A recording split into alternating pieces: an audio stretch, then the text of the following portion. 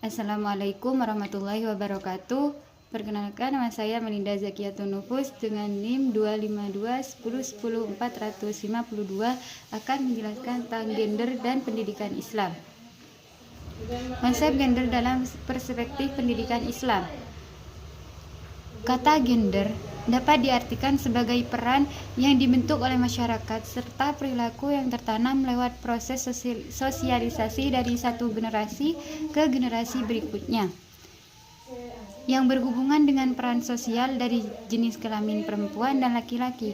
Ada perbedaan secara biologis antara perempuan dan laki-laki, namun kebudayaan menafsirkan perbedaan biologis ini menjadi seperangkat tuntutan sosial tentang kepantasan dalam berperilaku berdasarkan jenis kelamin biologisnya dan pandangan pada giliran hak-hak sumber daya dan kuasa. Tuntutan peran, tugas, kedudukan, dan kewajiban yang pantas dilakukan oleh laki-laki atau perempuan dan yang tidak pantas dilakukan oleh laki-laki atau perempuan sangat bervariasi di setiap masyarakat. Dalam masyarakat yang menganut sistem patriarki, terdapat beberapa kemiripan yang khas. Misalnya, hampir semua kelompok masyarakat menyarankan tanggung jawab perawatan anak kepada perempuan, sedangkan tugas mencari nafkah diberikan kepada laki-laki. Berikutnya, landasan teologis konsep gender dalam Islam. Kesetaraan gender dalam konsep pendidikan Islam menyatakan bahwa laki-laki dan perempuan sama-sama sebagai hamba Allah, khalifah di bumi. Laki-laki dan perempuan sama-sama berpotensi meraih prestasi. Agama Islam tidak pernah mendiskriminasikan keberadaan perempuan. Justru agama Islam membebaskan perempuan dari budaya jahiliyah yang di masa lampau. Islam membebaskan perempuan untuk berkiprah, berkarya, dan berpendidikan. Sejarah awal Islam menunjukkan bahwa perempuan memperoleh hak-hak yang sebelumnya tidak mereka miliki pada masa jahiliyah. Mereka diberi kesempatan untuk memiliki hak. Bahkan Islam memberikan ruang bagi perempuan untuk aktif di tengah masyarakat. Namun demikian, meskipun ajaran Islam mengandung nilai-nilai kesetaraan dalam praktiknya, masih banyak masyarakat muslim yang dipengaruhi oleh budaya patriarki. Pandangan yang menempatkan laki-laki lebih tinggi daripada perempuan seringkali diperkuat oleh penafsiran agama yang bias gender.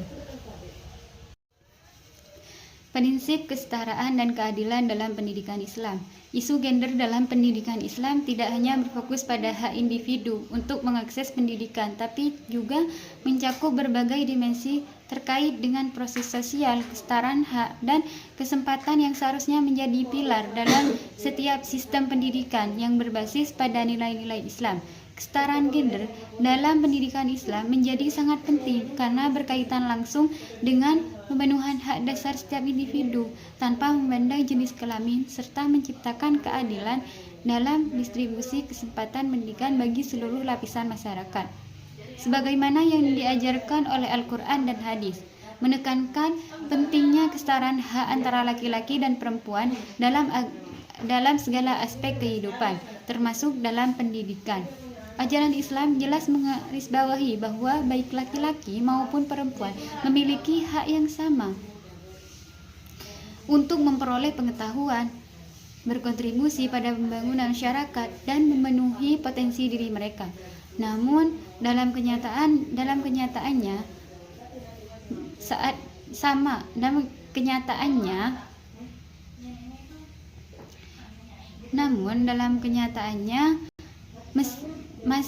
meskipun ajaran dasar ini sudah diatur dengan jelas dengan sumber-sumber ajaran Islam, implementasi patriarki di lapangan seringkali memperlihatkan ketimpangan gender yang nyata.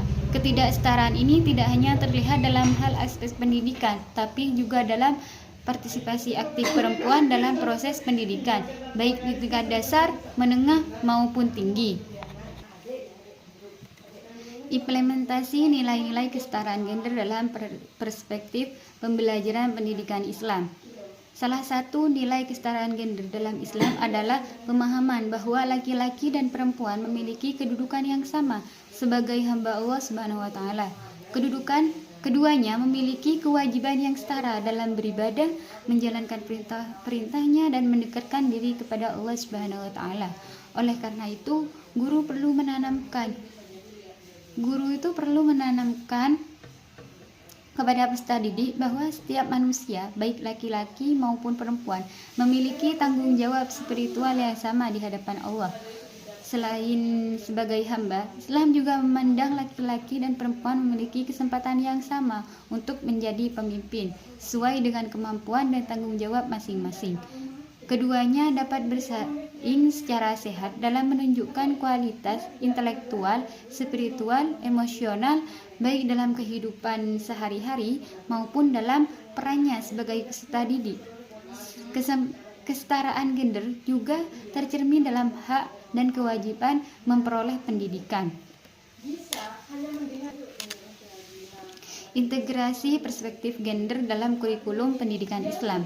Integrasi perspektif gender dalam kurikulum pendidikan merupakan langkah strategis yang penting untuk menghapus diskriminasi dan mewujudkan kesetaraan hak antara laki-laki dan perempuan dalam akses peluang dan hasil pendidikan. Namun implementasinya menghadapi berbagai rintangan baik dari aspek budaya, sosial maupun sistematik yang masih menanamkan pendidikan yang responsif gender. Tidak hanya membutuhkan kebijakan dan kurikulum yang inklusif, tapi juga perubahan sikap dan pemahaman mendalam dari para pendidik dan peserta didik agar tercipta lingkungan pembelajaran yang adil dan setara. Kedua, peran guru dalam menerapkan pembelajaran responsif gender. Dalam Undang-Undang Pasal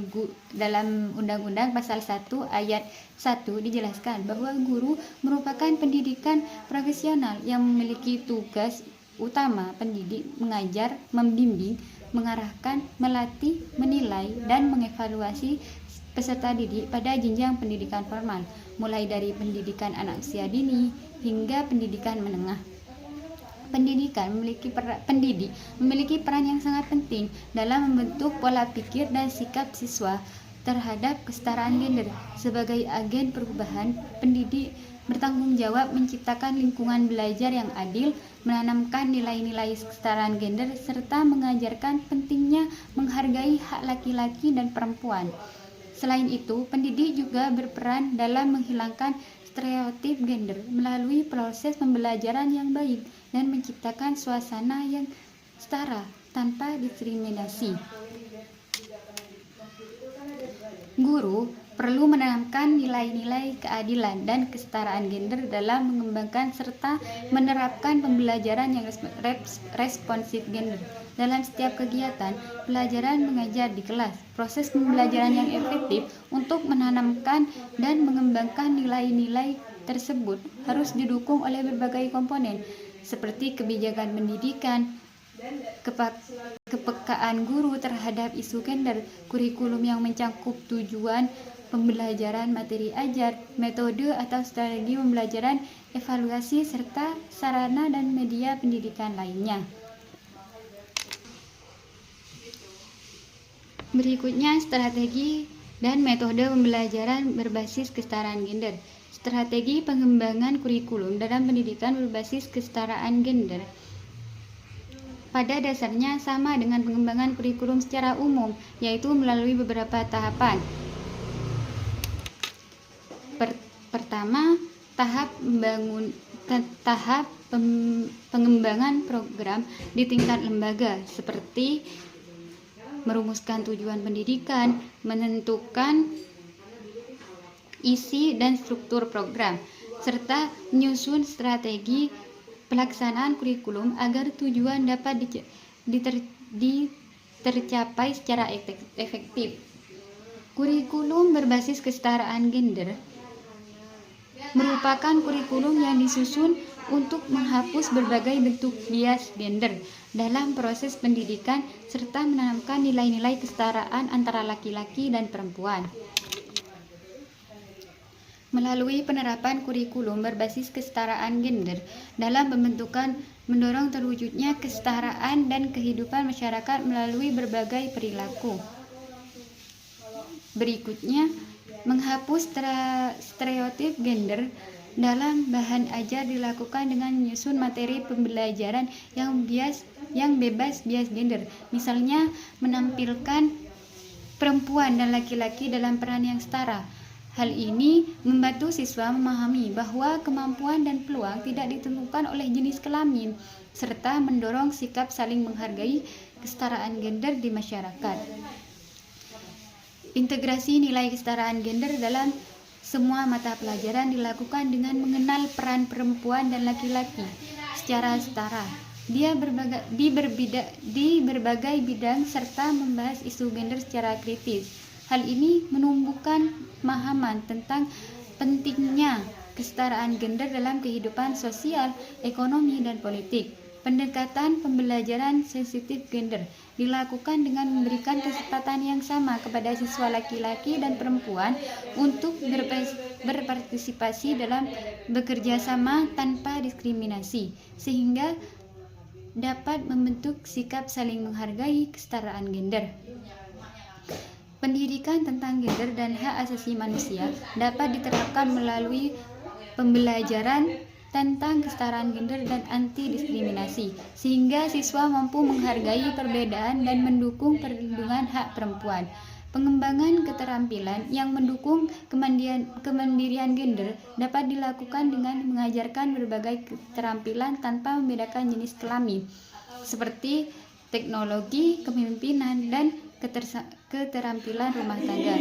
Pendekatan ini membantu mengurangi ketimpangan gender dan mendorong laki-laki maupun perempuan untuk berkembang secara setara di berbagai bidang. Berikutnya, tantangan dan faktor yang memengaruhi penerapan perspektif gender dalam pendidikan Islam. Faktor sosial dan budaya. Hambatan budaya memiliki pengaruh yang signifikan terhadap penerapan perspektif gender dalam pendidikan. Nilai-nilai patriarki serta stereotip gender seringkali membuat guru, orang tua, dan peserta didik memperlakukan siswa secara tidak setara. Misalnya, dalam bagian tugas maupun pemberian apresiasi terhadap prestasi. Budaya sekolah yang masih bersifat konvensional juga cenderung membatasi ruang bagi siswa perempuan untuk berkembang, sementara siswa laki-laki lebih banyak mendapatkan kesempatan untuk mengekspresikan diri. Karena itu, diperlukan perubahan sikap, nilai, dan pemahaman dari guru, pihak sekolah, keluarga, serta masyarakat, agar norma yang membatasi peran perempuan dapat diubah secara bertahap. Ontologi budaya patriarki dalam konstruksi sosial berbasis gender masih berlangsung secara terus-menerus, yang lebih dominan dibandingkan perempuan, sehingga perempuan sering diposisikan sebagai pihak kedua dalam kepemimpinan maupun pengambilan keputusan. Kondisi ini menimbulkan diskriminasi terhadap perempuan dalam memperoleh ruang menyampaikan pandangan dan berpartisipasi secara aktif, yang pada akhirnya berdampak negatif bagi kehidupan individu maupun kelompok. Berikutnya, faktor pemahaman keagamaan. Kesetaraan gender merupakan kondisi di mana perempuan dan laki-laki memiliki hak, peluang, serta kesempatan yang sama sebagai manusia untuk berpartisipasi dalam berbagai bidang kehidupan seperti politik, sosial, budaya, ekonomi, pertahanan, dan keamanan, serta memperoleh manfaat pembangunan secara adil. Konsep ini memiliki hubungan erat dengan pembangunan berkelanjutan dan menjadi bagian penting dalam memenuhi hak asasi manusia bagi seluruh individu. Beberapa teori tentang kesetaraan peran laki-laki dan perempuan yang banyak dikemukakan oleh feminis kontemporer berangkat dari pertanyaan dasar mengenai apa sebenarnya peran perempuan. Secara umum, terdapat 4 pandangan utama, yaitu perempuan memiliki posisi dan pengalaman hidup yang berbeda dengan laki-laki sebagai situasi sosial. Kedua, perbedaan tersebut tidak hanya menunjukkan ketidaksamaan, tapi juga menempatkan perempuan pada posisi yang kurang menguntungkan dibanding laki-laki. Ketiga, kondisi perempuan dipahami melalui relasi kekuasaan antara laki-laki dan perempuan, yang dimana perempuan sering mengalami penindasan, subordinasi, pembatasan, serta pemanfaatan oleh laki-laki. Dari pandangan-pandangan tersebut, lahirlah beberapa teori feminis, seperti teori perbedaan gender, teori ketimpangan gender, teori penindasan gender, dan teori penindasan struktural. Yang pemikiran Islam di sisi lain, pemikiran Islam tradisional yang tercermin dalam kitab-kitab fikih pada umumnya membatasi peran perempuan pada ranah domestik bagi istri dan ibu. Faktor kebijakan dan lingkungan pendidikan. Kebijakan pemisahan siswa laki-laki dan perempuan di Madrasah Aliyah Asy-Syafiyah Simbang Kulon didasarkan pada pandangan ulama fikih dalam kitab-kitab yang membatasi pencampuran laki-laki dan perempuan untuk mencegah pelanggaran syariat. Tujuan utama kebijakan ini adalah menjaga keturunan sebagai bagian dari maqasid syariah. Karena itu telah dipisahkan berdasarkan jenis kelamin agar peserta didik terhindar dari perilaku yang dilarang seperti ghalis dan zina. Meskipun penerapan segregasi gender, madrasah tetap menggunakan kurikulum nasional dari Kementerian Agama sehingga nilai-nilai Islam dan standar pendidikan formal tetap berjalan seimbang. Cukup sekian presentasi dari saya. Wassalamualaikum warahmatullahi wabarakatuh.